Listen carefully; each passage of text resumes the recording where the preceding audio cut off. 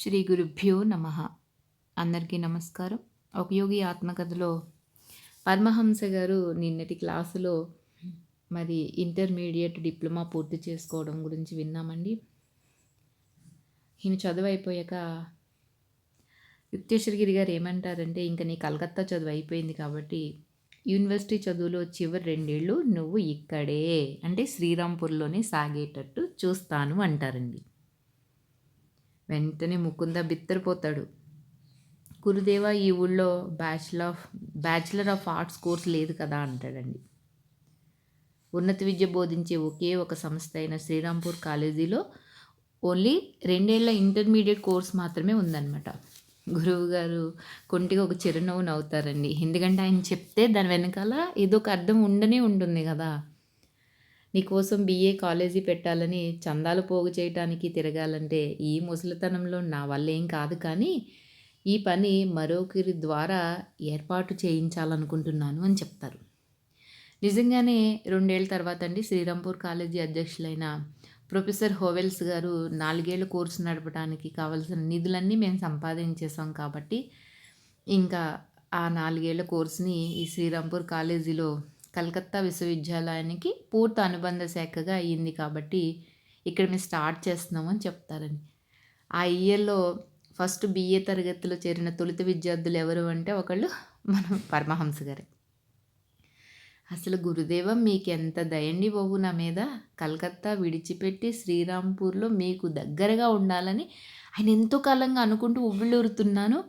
అలాంటిది అసలు నేను పెదవి కదపకుండానే మీరు చేసిన సహాయానికి ఆ ప్రొఫెసర్ హోవెల్స్ గారు మీకు ఎంత రుణపడి ఉన్నారో ఆయనకు కూడా తెలియదు అంటారండి. యుక్తేశ్వరగిరి గారు తెచ్చిపెట్టుకున్న బింకంతో పరమహంస గారి వైపు చూస్తారండి. ఇప్పుడు నువ్వు రైల్లో గంటల కొద్దీ గడపవలసిన అవసరమే లేదు, ఎందుకంటే టైం వేస్ట్ అవ్వదు కదండి. నీ చదువుకు ఎంత తీరిక చిక్కుతుందో కదా, నువ్వు ఇంకా చివరి క్షణంలో కంఠస్థం చేయవలసిన అవసరం కూడా తగ్గింది, నువ్వు ఇప్పుడు సరైన విద్యార్థివే అనుకుంటున్నాను అంటారండి. కానీ ఎందుచేతనో ఆయన కంఠస్వరంలో కొంత విశ్వాసం కొరబడింది. ఆ విశ్వాసం కొరబడింది అంటే ఎందుకు చెప్తున్నారంటేనండి, యుక్తేశ్వరగిరి గారు చాలామంది ఋషుల్లాగానే ఆధునిక విద్యలో భౌతిక వాదన ధోరణి విచారించేవారండి, ఆయన నిరాకరించేవారనమాట. సంతోషం కోసం ఆధ్యాత్మిక నియమాలని ప్రబోధించడం కానీ, అలాగే దేవుడి మీద భయంతో అంటే సృష్టికర్త పట్ల భయభక్తులతో జీవితం సాగించడంలోనే జ్ఞానం ఉందని బోధించడం కానీ చేసే విద్యాలయాలు ఏవున్నాయో అవి చాలా తక్కువంట. మానవుడు కేవలం ఉన్నత స్థాయి జంతువు అంటారండి. అలాగే ఈనాడు కళాశాలలో ఉన్నత పాఠశాలలో కూడా ఈ విషయమే చెప్తూ ఉంటారంట. అలా చెప్పగా వినే కుర్రవాళ్ళందరూ కూడా తరచూ ఏమవుతున్నారండి, వాళ్ళు నాస్తికులుగా తయారైపోతున్నారు. వాళ్ళు ఆత్మశోధన అసలు ఏమీ చెయ్యట్లేదనమాట. ఎందుకంటే మన మూల ప్రకృతి అయిన ఆ ప్రకృతిని మనం దేవుడి ప్రతిరూపంగా పరిగణించట్లేదు. ఎమర్సను ఇలా అంటాడండి, ఏమనంటే మన లోపల ఏముందో అదే బయట చూడగలుగుతామంట. మనకు దేవుళ్ళెవరూ తటస్థపడటం లేదు అంటే, కనిపించడం లేదంటే మీలో ఎవరు కూడా లోపల నిలుపుకోపోవడమే దానికి కారణం. మీ లోపల ఆ దేవుడిని నిలుపుకోలేదు కాబట్టి మీకు బయట దేవుడు అనేవాడు కనిపించట్లేదు అని చెప్తున్నారు. మన పశు ప్రకృతి ఏదైతే ఉందో అదే వాస్తవంగా భావించేవాడు ఆ దివ్యాభిలాషులు అంటే ఆ భగవంతుడికి దూరం అవుతాడంటండి.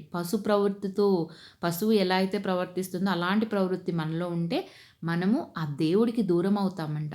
మానవ అస్తిత్వానికి పరమాత్మను ఎప్పుడైతే కేంద్ర బిందువుగా చూపని విద్యా వ్యవస్థ ఏదైతే ఉందో అది విద్య నేర్పుతున్నట్లు కాదండి, అవిద్య నేర్పుతున్నట్లే అని చెప్తున్నారు.